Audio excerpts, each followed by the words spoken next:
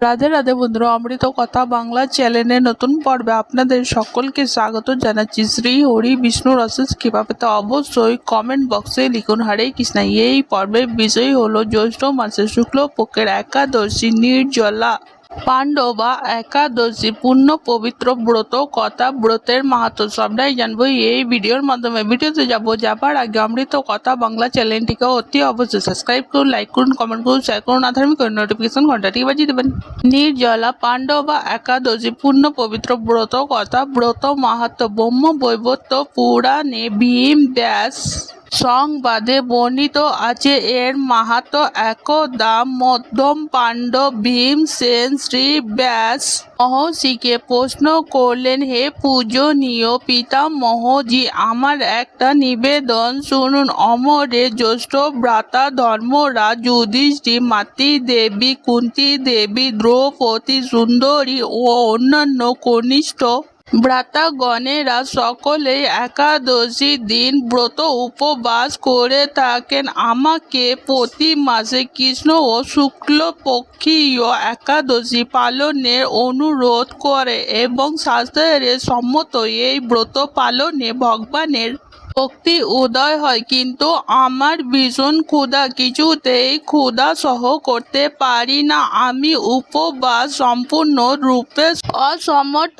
আমি যথাশক্তি দান করতে পারি, কেশব পুজো করতে পারি, কিন্তু উপবাস করার কথা শুনলে ভয়ে আমার শরীর কাঁপতে থাকে। উপবাস ছাড়া একাদশী ব্রতের ফল আর কি করলে পাওয়া যায়, আপনি আমায় বলুন। মহর্ষি শ্রী ব্যাস তখন বললেন, হে ভীষ্ম, যদি তুমি ভগবদ্ধাম অতি প্রিয় বলে মনে করে থাকো, তা আর নরকের অত্যন্ত নিকৃষ্ট বলে মনে করে থাকো, তাহলে প্রতি মাসে উভয় পক্ষের একাদশীতে উপবাস করতে হবে। তা শুনে ভীম বললেন, হে মহর্ষি, উপবাস করবার মতো আমার সামর্থ্য নেই, কারণ আমার পেটের মধ্যে বৃক্ষ নামক এক প্রকারের অগ্নি থাকায় লোকে আমাকে বৃক্ষধর বলে থাকে, তাই ক্ষুধা সহ হয় না। তবে আমি একটি মাত্র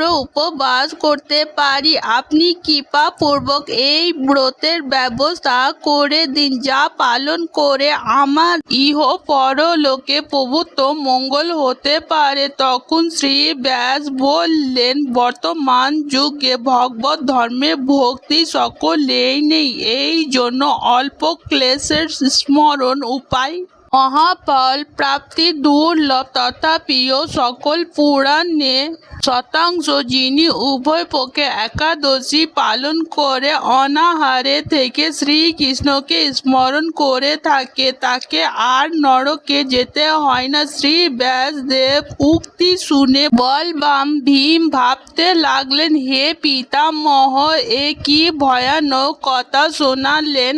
আমি কি করব, আর উপায় কি হবে? তখন শ্রী ব্যাসদেব বললেন, মিথুন বা বৃশ্চিক রাশিতে সূর্য অবস্থান করলে শ্রীকৃষ্ণের মাসে শুক্লপক্ষে যে একাদশী উপস্থিত হয় তাকে নির্জলা একাদশী বলা হয়।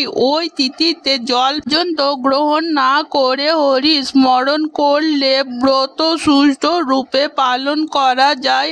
এক মাস সুবর্ণ পরিমিত জল দ্বারা আচমন করতে হয়। অধিক জল গ্রহণ মধ্যমান সদৃশ হয়, সুতরাং কোনো কিছুই ভাবনা করা চলে না। এই রূপে কঠোর নিষ্ঠার সঙ্গে ভগবত স্মরণ পূর্বক নিরম্ব একাদশী ব্রত পালনে বিনা যত্নে 12 মাসে ফল পাওয়া যায়।